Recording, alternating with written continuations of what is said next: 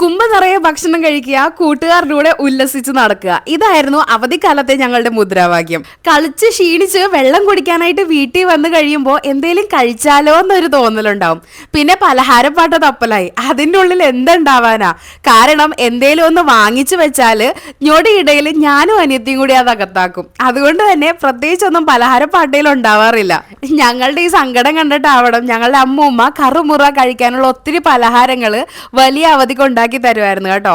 മുറുക്ക്, mixture, diamond, അങ്ങനെ പലതരം പലഹാരങ്ങൾ. അതൊക്കെ കണ്ടും ശീലിച്ചും വളർന്നുകൊണ്ടാന്ന് തോന്നുന്നു എനിക്കും ഇപ്പോൾ എൻ്റെ കുഞ്ഞിന് പുറത്തുനിന്ന് പലഹാരങ്ങൾ മേടിച്ചു കൊടുക്കാൻ ഇച്ചിരി മടിയാണ്. ഇച്ചിരി കഷ്ടപ്പെട്ടിട്ടായാലും നമ്മൾ ഉണ്ടാക്കുന്ന നല്ല ഭക്ഷണം അവർ മനസ്സറിഞ്ഞ് കഴിക്കുന്ന കാണുമ്പോൾ ഒരു സന്തോഷം. ഈ അരിമുറുക്കിന്റെ റെസിപ്പി ഞാൻ കമന്റിൽ ഡീറ്റെയിൽ ആയിട്ട് കൊടുത്തേക്കാം കേട്ടോ. നിങ്ങളുടെ ഇഷ്ടപ്പെട്ട പലഹാരം കമന്റിൽ പറയാൻ മറക്കല്ലേ. അപ്പൊ ശരി, മിണ്ടി മറിഞ്ഞിരിക്കാൻ അടുത്ത ദിവസം വരാം. ബൈ ഫ്രം ടെസു ടോക്സ്.